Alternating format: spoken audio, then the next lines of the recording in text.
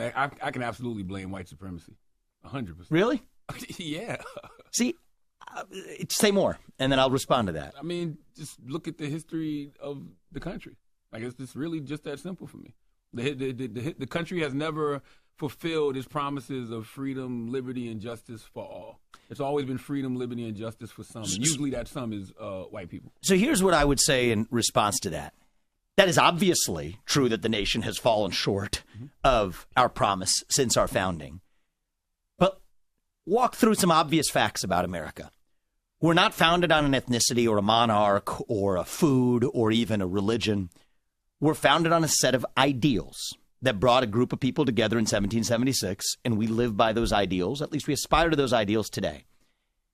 A nation that aspires to ideals that's not made up of gods, but made up of human beings, will always fall short of those ideals.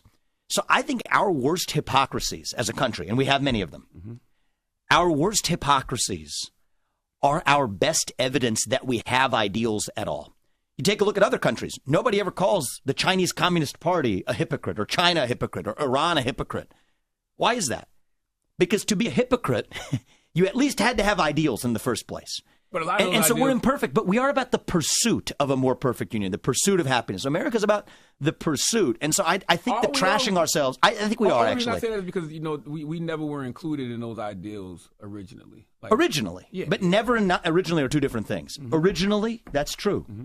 Over 250 years of progress, if you had somebody who was in 1870 looking at the world we live in today, if you had somebody in 1960 who was looking at the world we live in today as it relates to race in America, we would be darn close to what they would have thought of as the promised land. So I think we have to recognize that America is about that pursuit. We're a lot further along than we were 250 years ago. And here's the other thing, too. We got to set our expectations. We will always fall short of our ideals. By definition, if there are human beings and not gods living in a nation that aspires to ideals, we are fallen. Man is fallen. That's what makes us who we are. But what also makes us different from animals is that we have ideals. So America's founded on our humanity, that we can believe and aspire to something that we will still fall short of.